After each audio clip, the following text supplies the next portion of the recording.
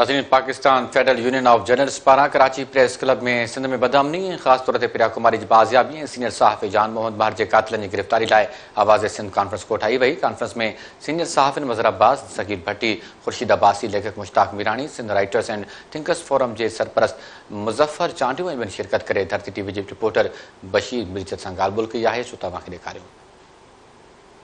पर जिते न्याणियूं ॿारड़ियूं खजी थी वञनि, जिते जान मोहम्मद महर जहिड़ा सहाफ़ी ऐं असांजा प्रोफेसर अजमल सावंत जहिड़ा ऐं फातिमा फुरड़ो न्याणी खे ॾिठो केॾी बेदर्दी सां क़त्ल कयो वियो, त एॾा मामला एॾा वाक़िया थी विया आहिनि। सिंध जा 2 डिवीजन्स तक़रीबन यरगमाल लॻा पिया आहिनि लाड़ेलनि जे हवाले सां। जान मोहम्मद महर साहब जे क़त्ल जो बल्कि घणो कुझु आहे जेको सॼे सिंध जे अंदरि तमामु अची थो वञे। सॼो जेको आहे न त उन में बदअमनी वारे दायरे में मौजूदा जेको धाड़ियल राज आहे उहो इंतिहाई अहम मसइलो आहे हिन सिंध में। ऐं सॼी सिंध में हिकिड़ो लाक़ानूनियत आहे। अगवा इंडस्ट्री आहे, उनखे कहिड़ो इंडस्ट्री करे हलायो थो वञे। ऐं रोज़ तव्हां ॾिसो था त माण्हू अगवा थियनि था ऐं पोइ वरी करोड़े रुपयनि जो कारोबार हले थो।